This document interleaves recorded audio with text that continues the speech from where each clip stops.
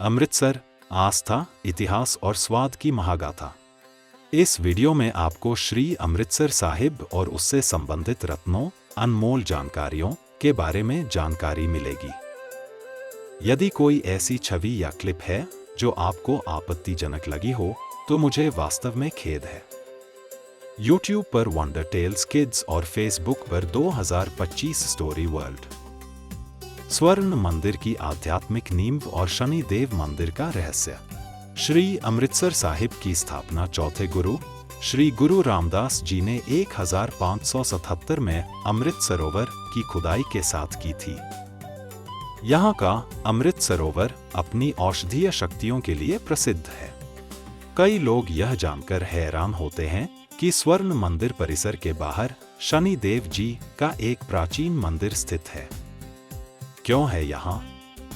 लोक मान्यताओं के अनुसार जब स्वर्ण मंदिर का निर्माण हो रहा था, तब विभिन्न हिंदू देवी देवताओं के छोटे मंदिर और स्थान इस पवित्र परिसर के इर्द गिर्द मौजूद थे।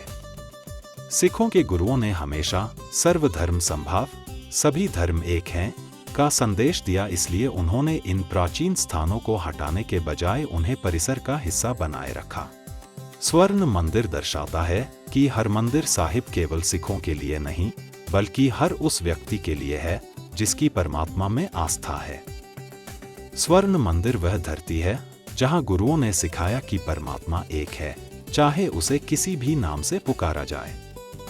सिख इतिहास के अनुसार 1588 में गुरु अर्जुन देव जी ने सूफी संत साईं मियां मीर जी को अमृतसर बुलाया था ताकि वो हरमंदिर साहिब की नींव रखें।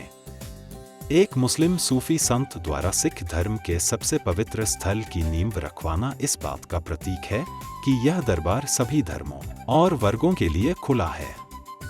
यह सर्बत दा भला, सबकी भलाई और आपसी भाईचारे का एक महान उदाहरण है।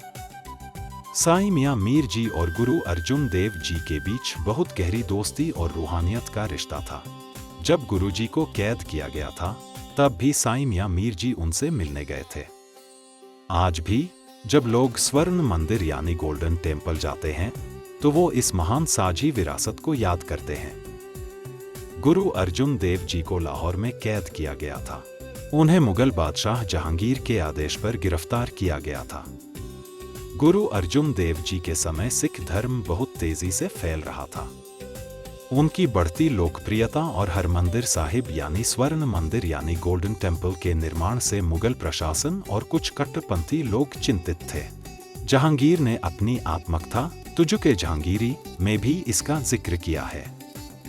जब गुरु जी ने आदि ग्रंथ गुरु ग्रंथ साहिब का प्रारंभिक रूप का संकलन किया, तो विरोधियों ने जहांगीर से शिकायत की कि इसमें इस्लाम के खिलाफ बातें लिखी हैं। हालांकि जांच करने पर यह आरोप गलत पाए गए। जहांगीर का बेटा शहजादा खुसरो अपने पिता के खिलाफ विद्रोह कर रहा था। जब वह भाग रहा था, तो वह गुरु अर्जुन देव जी से मिला। जहांगीर ने इसे एक राजनीतिक विद्रोह में मदद माना और गुरु जी पर जुर्माना लगा दिया। गुरु जी ने वह नाजायज जुर्माना भरने से साफ मना कर दिया। उन्होंने कहा कि उनके पास जो भी धन है वह संगत का है और उसे वह मुगलों को नहीं देंगे। इसी के कारण उन्हें लाहौर में भीषण गर्मी के दौरान कैद में रखा गया और उन पर अमानवीय अत्याचार किए गए। 1606 की भीषण गर्मी मई से जून में उन्हें लाहौर में 5 दिनों तक अमानवीय यातनाएं दी गईं।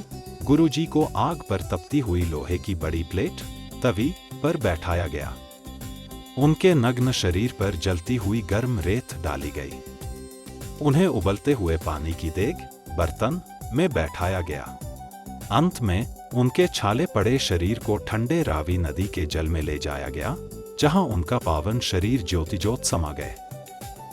रावी उत्तर पश्चिमी भारत और पूर्वी पाकिस्तान में बहने वाली एक प्रमुख नदी है। यह नदी हिमाचल प्रदेश के कांगड़ा जिले में रोहतांग दर्रे के पास से निकलती है। यह हिमाचल प्रदेश के चंबा जिले से होते हुए जम्मू कश्मीर की सीमा और फिर पंजाब, भारत के पठानकोट और अमृतसर जिलों से होकर बहती है। यह भारत और पाकिस्तान के बीच अंतर्राष्ट्रीय सीमा का भी निर्माण करती है। पाकिस्तान में यह लाहौर शहर के पास से गुजरती है, इसलिए इसे लाहौर की नदी भी कहा जाता है। अंत में यह पाकिस्तान के झांग जिले के पास चिनाब नदी में मिल जाती है।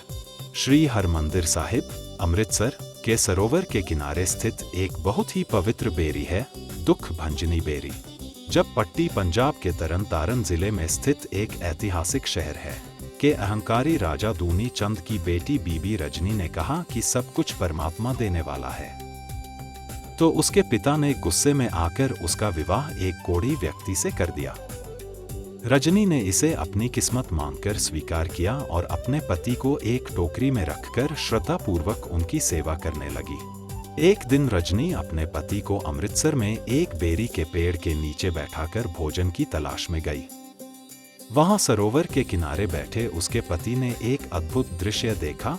काले कौवे उस जल में डुबकी लगा रहे थे और सफेद होकर बाहर निकल रहे थे। यह देखकर उन्होंने भी उस जल में स्नान किया और देखते ही देखते उनका कोढ़ पूरी तरह ठीक हो गया। जब बीबी रजनी वापस आई तो वह अपने स्वस्थ पति को पहचान ही नहीं पाई। बाद में जब गुरु रामदास जी को इस चमत्कार का पता चला तो उन्होंने इस स्थान की महिमा को समझा और इस बेरी का नाम दुख भंजनी रखा, जिसका अर्थ है दुखों को दूर करने वाली। तो दोस्तों, आइए अमृतसर की विरासत और उसकी शान से जुड़ी कुछ और खास बातें जानते हैं। वास्तुकला और दुर्ग्याना तीर्थ। हरमंदिर साहिब 19वीं सदी में महाराजा रणजीत सिंह ने इसे सोने से मढ़वाया। इसके 4 दरवाजे दुनिया की चारों दिशाओं से आने वाले लोगों के स्वागत का प्रतीक हैं। दुर्ग्याना मंदिर मां दुर्गा को समर्पित यह मंदिर छोटा स्वर्ण मंदिर भी कहलाता है। यहाँ की नक्काशी और सरोवर की सुंदरता देखते ही बनती है। इसकी नींव महामना मदन मोहन मालवीय ने रखी थी। राम तीर्थ रामायण काल का संबंध। अमृतसर का इतिहास हजारों साल पुराना है। भगवान वाल्मीकि तीर्थ स्थल राम तीर्थ के बारे में मान्यता है कि यही माता सीता ने निर्वासन के दौरान शरण ली थी। यहीं लव और कुश का जन्म हुआ और उन्होंने महर्षि वाल्मीकि से शिक्षा ली। यह स्थान रामायण काल की जीवंत गवाही देता है। बलिदान और देशभक्ति।